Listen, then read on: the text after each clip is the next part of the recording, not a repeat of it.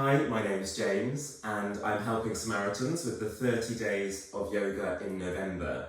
So you might have seen some of the videos that I've made for the guides that Samaritans have provided, and this is the start of some of our physical practices that I'm going to be sharing together. Now, I really noticed this morning that it feels like November. It was miserable, dark, cold, raining, and I thought, goodness, this could be a bit sad, and I didn't like it. But then I thought, maybe actually this is a reminder from the natural world that we perhaps should come inwards and spend a bit more time at this time of year finding our basic foundations, or a little bit of hibernation, coming inside, connecting with maybe the ground beneath our feet. How often do we have time to notice that? Or the breath, or how we feel when we're moving in our bodies. So using this as an opportunity this November, rather than being sad that summer is definitely over. And I hope wherever you are, you're feeling well, and the main thing as we start this movement is to make sure that if you're feeling it's uncomfortable or painful, to not stick with that, to move out of the discomfort. Yeah. So here we go with our month of movement. I'm starting cross-legged. You might want to, if you find it difficult, sit on a chair. If you don't want to be on the floor, you can do this part on a chair. Or if you round your spine when you sit up and you look a bit like this, then it can be easier if you get a cushion and sort of wedge it underneath you so that you can tip yourself forwards a bit more, and then you can be more upright. Yeah? Or a block or a yoga prop if you happen to have any of those, but a cushion is just as good. And if it doesn't feel nice cross-legged, I just don't need the cushion, so I'm moving mine out, then you can always bring yourself to kneeling, or bring your feet a bit further away if it helps you to be more upright. So finding our foundation, coming into the body. Take a moment to rock a bit side to side. So this could be in some circular movements, or simply tipping the weight over from one half of your pelvis to the other. And noticing now perhaps your breath, whether your breathing is shallow or deep, or if there's any information in your body about how you are that can help you move with yourself rather than against yourself. So maybe you don't have the energy you want, maybe you're really fiery and need to calm it down a little bit. We start where we are, not where we want to be or where we wish we are. Great, and once you come through the middle, lift your body nice and upright. And we're going for some gentle movements now with the breath. So as you inhale, take your arms out. And as you exhale, round yourself into a tiny little ball, taking your arms to opposite shoulders if you can, or opposite elbows. Inhale, opening back out. And exhale, rounding your spine. So we're coming in and in and in. Do two more like this. Inhale, lifting out. And exhale, rounding in. And inhale, lifting out last time. And exhale, just relaxing your arms, either next to you or into your lap. Great. So very often we spend a lot of our day sitting down, it's our lifestyle, and we can end up like this. Yeah? And that's not great. If we end up doing that, we need to practice doing more of this, don't we? More of the lifting out when we're at our desk. Notice it, lift up and out. But practicing this as a way of coming in, it's not wrong if we're doing it on purpose, yeah? If we know what we're doing, why we're doing it. Good, so we're going to try that again, but add on something at the end. Inhale, reach the arms out. And exhale, round your spine, arching your body. Inhale, lifting. And exhale, rounding, coming in. Good, inhale, reaching out this time. Take your arms all the way up to the sky. You take a full breath in, think about lengthening. And exhale, take your right hand over towards your left knee. Now try not to slouch backwards, but inhale, lift yourself even taller. And exhale, then take your right hand behind you maybe to the floor or even all the way around into your left waist. Now instead of pulling yourself in or rounding yourself backwards, just think about moving your heart around and your head comes up and up and up without having to throw it away. So it's almost like a spiral upwards rather than downwards in this twist, which is really good for our upper spine. And then as you inhale, come through the middle, reach the arms all the way up. And exhale, let's go the other way. So you're taking your right arm across, keep your left arm up for now. Inhale, lift, so we get the space before we move into it. Notice my chest moves around rather than anything else trying to get the movement. So it can be a smaller movement than you think it should be. And it's all about bigging up the connection rather than the size of the movement. As you inhale, come up through the middle.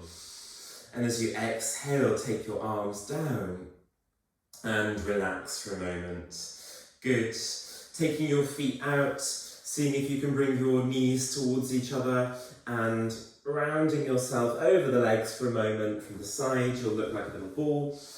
Maybe your forehead comes towards the knee and holding it here. Breath might be deep or shallow, whatever you need it to be.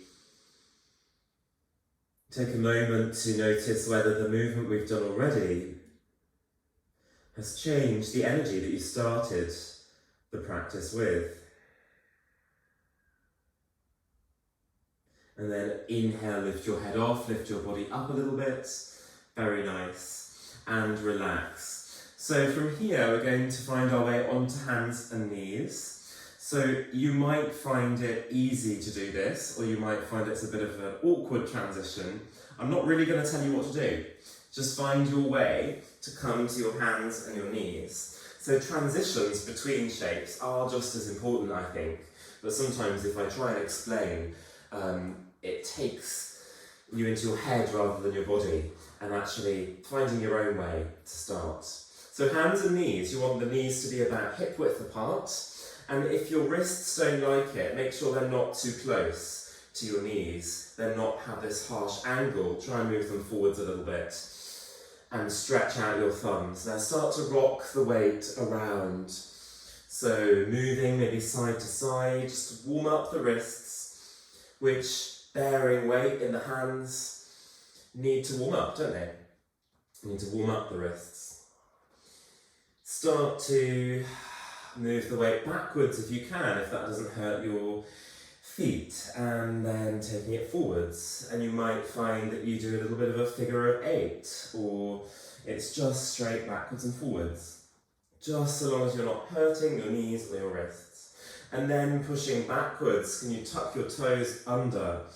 Walk your hands in and in so you get a bit more upright, and then you might be able to lift your knees off and crouch on the balls of your feet. So again, pretty informal position to be in, and just take a moment here. Great, so if you've noticed that it doesn't feel great on your knees, now is a good time to fold over your mat, or use a cushion if you don't have a mat, or some clothing, or anything you like really, to make it a bit softer on your knees. And if you notice that your wrists didn't like it, or are having a bit of a break here, feel free to come out at any point. So moving your knees down, they might go onto this little extra bit of padding, walking yourself forwards. And here we're going for a little movement in our hips, where we stay in the midline, so we're not rocking side to side, but just start to move your bum sort of up and down a little bit by tilting your pelvis, we'd say. So you might also think of it as really slow motion twerking, but I think that's kind of leaving the realm of yoga. But it's the same movement, yeah? Pelvis is a bowl, and it tips forwards and backwards, and you might notice that it moves the rest of your spine when you do that. So I'm not going to be too technical about it today, but introducing the movement to start with. Great. And then from here, just slowing it down, pushing back, tucking your toes again, seeing if you can walk in and lift the knees off into your little crouching position. I could call it a double toe stand if you not really realising that it is a yoga pose. I'm just moving my mat out, so it might be a good time to do that. And here we are. So you could have noticed there this movement of the pelvis relating to the movement of your spine. And from here, start to stand onto your feet by pushing into your feet and uncurling through your spine. We're just going to look at that movement a little bit more. And so if you find you're a little bit dizzy when you stand up, just give yourself a moment. You might just rock a little bit or look towards the floor to get that balance. Excellent. And then just relax. So you can kick off your feet. We made it up to standing and just having a watch for a moment. So you noticed that when I was doing this movement, or when you were doing it, the pelvis was going backwards and forwards. You know, a bit like this if I was doing it standing up. And the spine then starts to move. So the chest opens here, the lower back dips, and then it arches here. Yeah? And doing that on hands and knees is called the cat-cow stretch, because you can see it. This looks a bit like a cat. And this is more like the cow. Yeah, it's slightly easier in some ways to do it on hands and knees, but I want us to try it standing up so that we really get this feeling of our pelvis leading the movement of our spine, because our spine, this column, sits in the bowl of the pelvis, and when the pelvis goes forwards, the spine will move. When it goes underwards, you know, backwards or under, sometimes we say, it will also move. So let's try it, bringing yourself to hip width apart. So feet about hip width apart, hands on the hips to start. I'm facing the side so that you can really see. Bend your legs, have a little look down, and it doesn't have to be deep, but your knees are over the toes. Yeah, they're not tapping inwards, they're not falling outwards. And then I want to see if you can stick your bum backwards. You can rest the hands on the front of the legs. And then see if you can curl under, and the chin comes more to the chest. Quite hard work for the legs. This is the most fierce movement we're doing today. So as you start to move a little bit, see if you can go for that slow motion twerking, but really a fundamental yoga movement, and seeing these different shapes in our spine.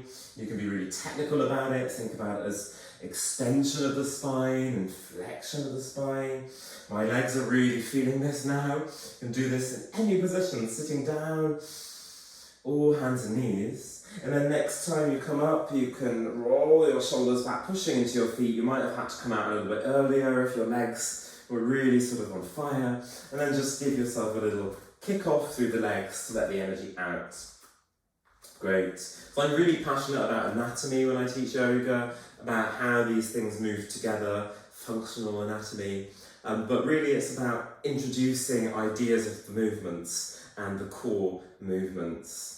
So this rounded shape, this open shape, they're some really important ones to remember.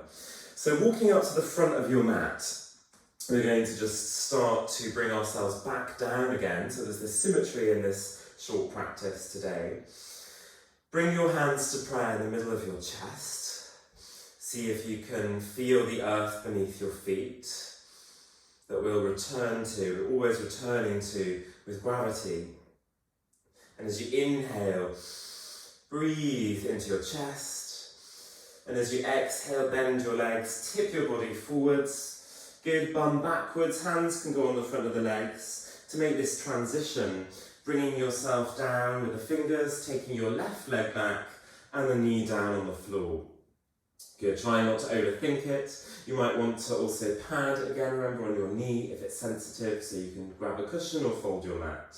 And then walk your hands up onto your right leg so that you come into a low lunge. Good, lifting up your chest. You might feel a bit tight on the front of the left leg. Good way to stretch out, tight front legs here in lunge positions. And as you inhale, reach the arms up, a bit of a challenge for the balance. And as you exhale, bring your arms down towards the floor. Tuck your back toes under, so you might be on your fingertips. Try not to round. Keep your chest moving forwards. Seeing if you can step forwards and step backwards with the right leg. And again, this is a moment where the transition can kind of get in the way. And actually you want to work on making it smooth. So try and do a couple. Stepping backwards and forwards, switching over the legs. Now, if you find it difficult to reach the floor, keep your legs even more bent. Yeah, no straight legs required in yoga, and especially in a folded position, because you don't want to stress out your lower back. Next time you have your right leg back, you can have the back toes tucked under or pointed, see how you feel with the balance. Start to walk your hands up onto your left leg. Good, and here we are in a low lunge position, hips facing forwards. Inhale, reach the arms up if you want to challenge your balance. Shoulders going right up to the ears. And then as you exhale, start to bring your hands down. And this time we're sliding our left leg back, left knee down, and pushing back. Now maybe this feels really tight on the top of the feet, you could point the toes. Start to bring yourself back and back, hands down or forearms down, elbows down. And if you like, you can relax your head. Maybe your head comes down into child's pose. Start to deepen your breath here, just to really fill up your belly in between the legs and your back muscles.